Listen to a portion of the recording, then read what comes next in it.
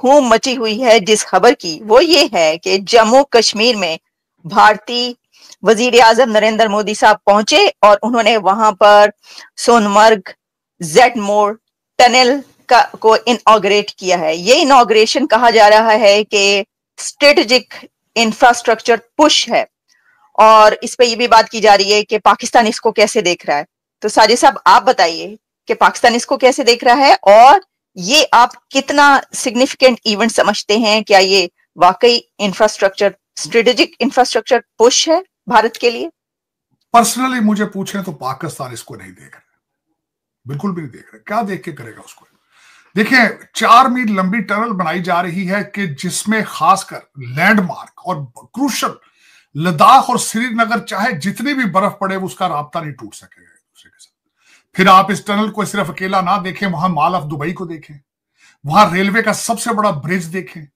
फिर भारत के पास जितना पैसा है और जितना कश्मीर में इस वक्त वो स्पेंड कर रहे हैं, जो नई अपॉर्चुनिटीज बन रही हैं, आपका क्या ख्याल है पाकिस्तान को उस वक्त उस तरफ देखने से कोई कुछ हासिल होगा या देखने की सलाहियत रखता है पाकिस्तान वहां पे? अफसोस के साथ ये कहूंगा मैं, अफसोस के साथ।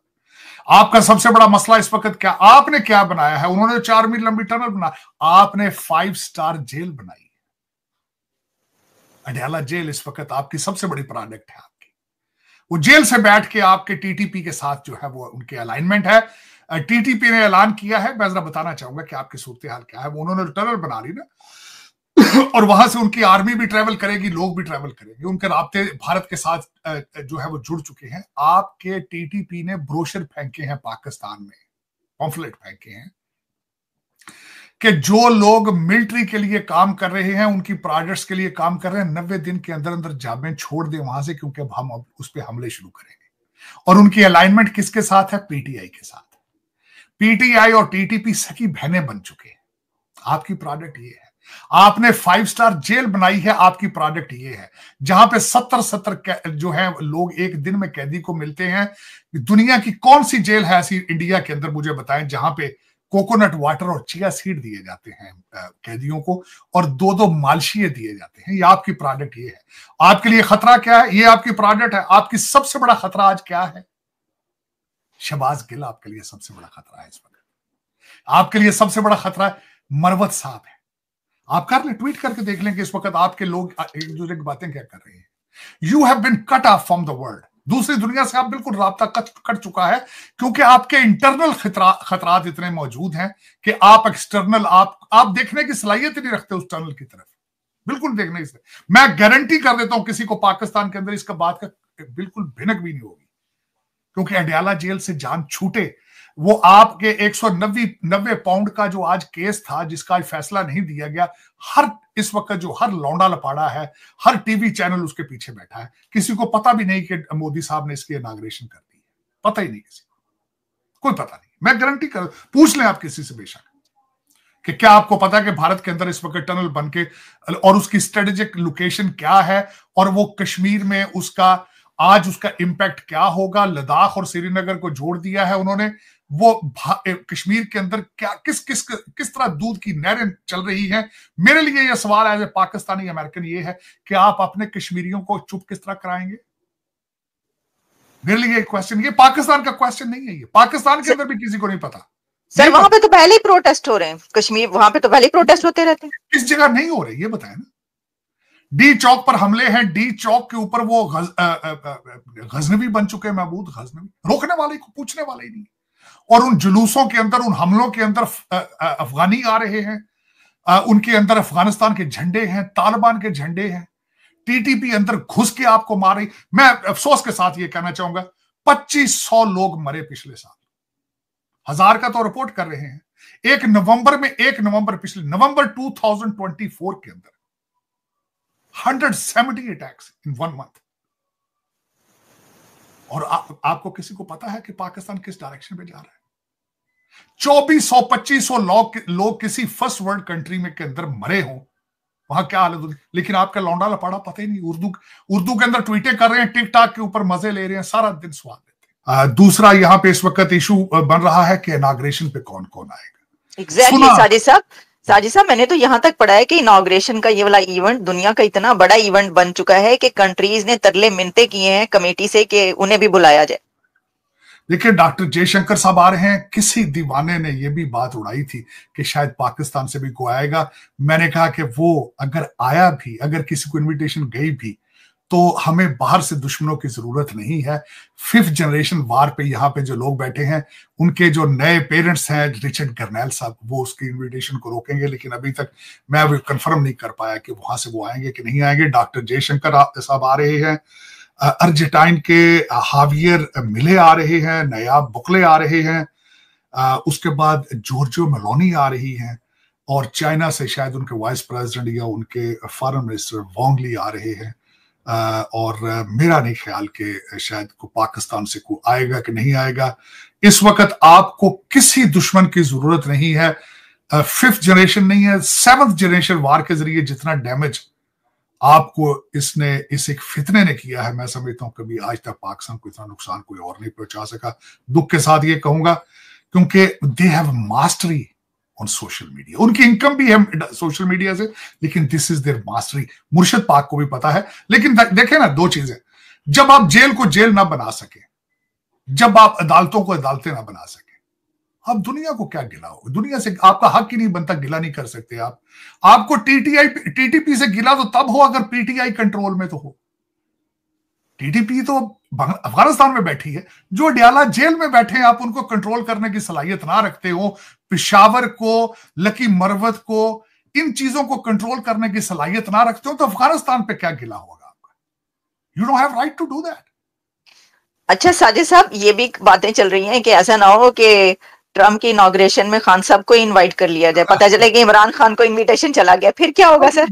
कोई क्या फर्क पड़ता? 50,000 डाल के। हाँ, मैं बल्कि आपको नंबर बताना चाहूंगा इसमें। मैंने बड़ी इस पे इनॉग्रेशन पे भी, क्योंकि मैं खुद नजदीक बैठा हूं, उनमें से एक इवेंट में मैंने खुद जाने का, मेरा प्रोग्राम है जाने का, तो मैं उस पर आपको बड़ी डिटेल आपके फिल इन करना चाहूंगा। एक तो ये बताना चाहूंगा कि डॉक्टर जयशंकर साहब आएंगे, क्या ऑब्जेक्टिव हासिल करेंगे। पहला ऑब्जेक्टिव कि वो H1B वीजे को यहाँ पे उस पर अपना कोशिश करेंगे, जो कैप है उसको बढ़ा सकें, मजीद भारतीय यहाँ पे आ सकें, ज्यादा से ज्यादा इसको एंजॉय कर सकें। और right now they are technocrat, they are coming with education, with power, with a mindset. दूसरी चीज, वो सबसे ज्यादा जो है वो क्वाड का मीटिंग अगली भारत में होगी, उसके लिए वो अपना ग्राउंड वर्क करेंगे। तीसरी बात ये होगी कि यहाँ पे आएंगे जो दूसरे डिग्निटरीज आएंगे, उनके साथ वो मिलेंगे, अपनी डिप्लोमेसी, अपने भारत के रिलेशनशिप मजीद बढ़ाने की कोशिश करेंगे। तीसरा, जो उनका चौथा ऑब्जेक्टिव होगा कि डोनाल्ड ट्रंप साहब की नई एडमिनिस्ट्रेशन है, उनसे मिलेंगे और उनकी मदद करने वाले एडमिनिस्ट्रेशन के, ट्रंप एडमिनिस्ट्रेशन के दो बहुत स्ट्रॉन्ग लोग, काश पटेल और दूसरा विवेक रामास्वामी, उनकी मदद करेंगे और उनको उनके रिलेशनशिप मजीद स्ट्रॉन्ग करेंगे। ये आपके लिए। दूसरा, उसमें सबसे बड़ी बात मैंने जिस तरह कहा था आपको कि इस वक्त आज न्यूयॉर्क टाइम्स ने रिपोर्ट किया है कि $170 मिलियन जो है वो इनॉग्रेशन कमेटी रेज कर चुकी है। टारगेट 200 मिलियन का है। जो $1 मिलियन क्लब है, उसके अंदर बहुत से लोग हैं। गूगल है, मेटा है, शेवरॉन है, माइक्रोसॉफ्ट है, एप्पल है, उसके अंदर ओपन एआई है। ये सब लोगों ने $1 मिलियन दिया है। और मैं यहां बताना चाहूंगा कि जो बाइडेन ने 2021 में जो उनकी इनॉग्रेशन थी, उसमें सिर्फ 62 मिलियन रेज कर पाए थे। डोनाल्ड ट्रंप साहब ने 2017 में 107 मिलियन इकट्ठे किए थे। वीआईपी टिकट जो है वो सारे सोल्ड आउट हैं। $1 मिलियन वालों को 6 लोग साथ ले जाने का उनको इजाजत होगी। और क्या होगी, वो सिर्फ 19 तारीख को एक कैंडल लिट डिनर होगा जिसमें फर्स्ट लेडी और ट्रंप साहब आएंगे, और फिर 20 तारीख वो इनॉग्रेशन पे जा सकेंगे। रोटंडा जो कि कैपिटल का हिस्सा है, वहां लंच होगा, उसमें वो जा नहीं पाएंगे। वहां पे सिर्फ सुप्रीम कोर्ट के जजेस, सेनेटर और कांग्रेसमैन होते हैं।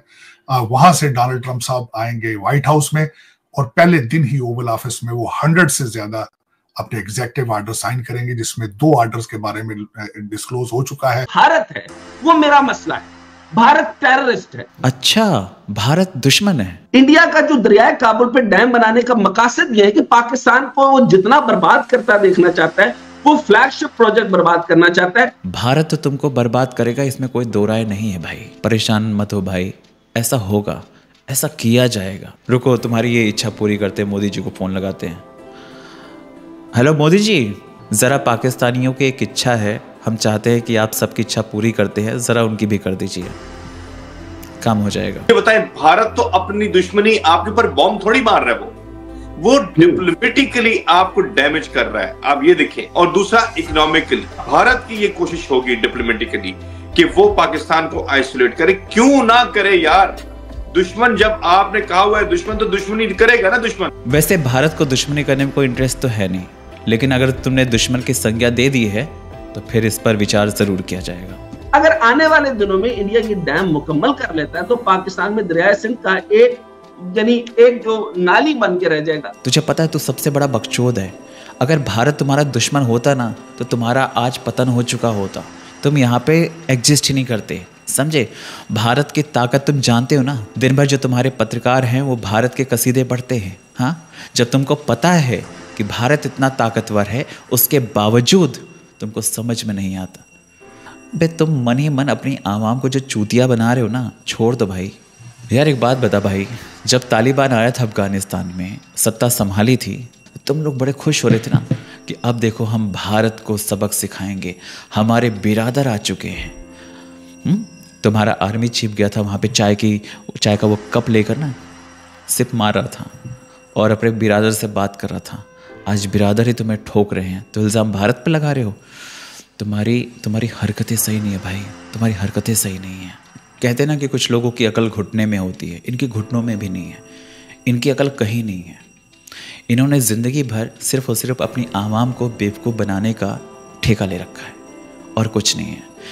कहते ना कि पहले ये भारत के खिलाफ साजिशें करते थे, भारत के अंदर आतंकी गतिविधियों को अंजाम देते थे, लेकिन अब जो सत्ता है वो इतना तेज़ है ना, ठीक है, कि वो इनको इनके घर में ही इनकी औकात दिखा देता है।